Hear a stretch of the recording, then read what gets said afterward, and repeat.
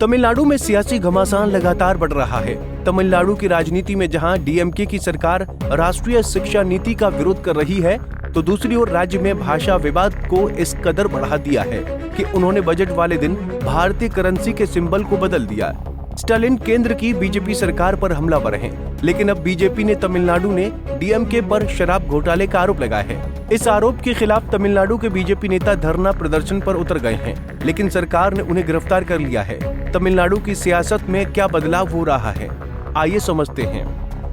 दरअसल तमिलनाडु में बीजेपी ने राज्य सरकार के खिलाफ शराब घोटाले का आरोप लगाया है। बीजेपी का आरोप है कि TASMASC में ईडी की जांच में 1000 करोड़ रुपए के नकद लेन देन का पता चला है, जिसमें हेरफेर किए गए टेंडर और बड़े पैमाने पर वित्तीय अनियमितताएं उजागर हुई हैं। इन आरोपों को डीएमके के नेताओं ने खारिज किया है, लेकिन बीजेपी ने इन अनियमितताओं का आरोप लगाया है। इस भ्रष्टाचार के खिलाफ बीजेपी नेताओं ने TASMAC के ऑफिस के बाहर भ्रष्टाचार के खिलाफ विरोध प्रदर्शन किया था, लेकिन तमिलनाडु की सरकार ने बीजेपी नेताओं को प्रदर्शन से पहले ही गिरफ्तार कर लिया। पुलिस ने बीजेपी स्टेट प्रेसिडेंट अन्नामलई को प्रदर्शन के लिए जाते समय ईस्ट कोस्ट रोड से गिरफ्तार किया। पुलिस अपनी कार्रवाई में तेलंगाना की पूर्व राज्यपाल तमिलिसाई सुंदरराजन, महिला मोर्चा के प्रमुख और कोयम्बटूर दक्षिण की विधायक वंती श्रीनिवासन, भाजपा विधायक सरस्वती और कई अन्य वरिष्ठ बीजेपी नेताओं को शहर के विभिन्न स्थानों से हिरासत में लिया। पुलिस के इस एक्शन के खिलाफ बीजेपी कार्यकर्ताओं ने अपना विरोध प्रदर्शन भी किया। वहीं गिरफ्तारी के बाद अन्नामलई ने पुलिस की कार्रवाई की निंदा की और सरकार पर लोकतांत्रिक विरोध को दबाने का आरोप लगाया। उन्होंने कहा कि क्या इसलिए आपने डर कर ये कार्रवाई की क्योंकि हमने पहले से विरोध का ऐलान किया था। अगर हम बिना किसी सूचना के अचानक विरोध शुरू करें तो आप क्या कर पाएंगे।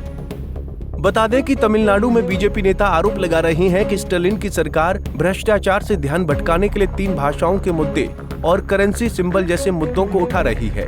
दूसरी ओर डीएमके साफ कह रही है कि बीजेपी बिना किसी आधार पर इस तरह के आरोप लगा रही है।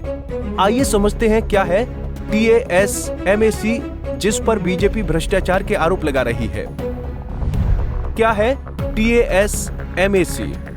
TASMAC की स्थापना तमिलनाडु में 1983 में हुई। ये कंपनी पूरी तरह से सरकार के कंट्रोल में है। राज्य में होने वाले शराब कारोबार पर इसकी कंपनी का पूरा एकाधिकार है। आज ये कंपनी सरकार के रेवेन्यू का एक बड़ा सोर्स है।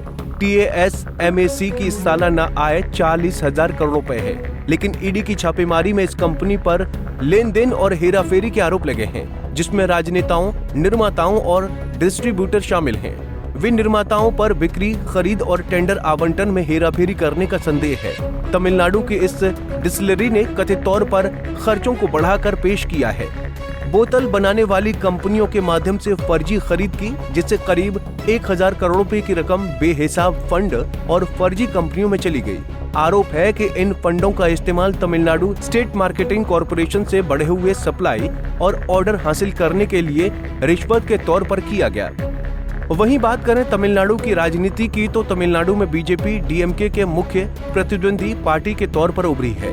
हाल ही के वर्षों में राज्य में बीजेपी का जनाधार बढ़ा है। बीजेपी के वोट शेयर में भी उछाल देखा गया है। राजनीतिक विशेषज्ञों की माने तो तमिल की राजनीति में स्टालिन के हिंदी विरोध के पीछे की वजह बीजेपी का राज्य में बढ़ता राजनीतिक कद ही है।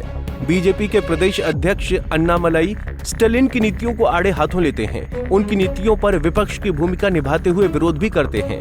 अन्नामलई हाल ही में तमिल के जाने माने नेताओं की श्रेणी में शामिल हो गए। उनकी लोकप्रियता में लगातार इजाफा हो रहा है। ऐसे में तमिल की राजनीति में बड़ा बदलाव देखने को मिल सकता है। बहरहाल तमिलनाडु में 2026 में विधानसभा चुनाव होने हैं। दक्षिण के इस राज्य में कई दशकों से क्षेत्रीय पार्टियों का वर्चस्व कायम है, तो दूसरी ओर तमिल की राजनीति में अब राष्ट्रीय दल भी एक्टिव होते नजर आ रहे हैं। कांग्रेस, बीजेपी दोनों के लिए तमिलनाडु महत्वपूर्ण है। कांग्रेस भी तमिलनाडु में अपनी खोई जमीन को तलाशने की कोशिश कर रही है, लेकिन बीजेपी को तमिलनाडु में कई सालों से पैर जमाने की कोशिश के बाद तमिल की राजनीति में अब जाकर एक पहचान मिल रही है। इस घोटाले को उजागर कर सत्ता का रास्ता तैयार करेगी। फिलहाल के लिए इस खबर में इतना ही। इस पर लेटेस्ट अपडेट के लिए देखते रहिए पंजाब केसरी टीवी। हमसे जुड़े रहने के लिए हमारे YouTube चैनल को सब्सक्राइब करें और नई वीडियो की नोटिफिकेशन के लिए बेल आइकॉन को दबाएं।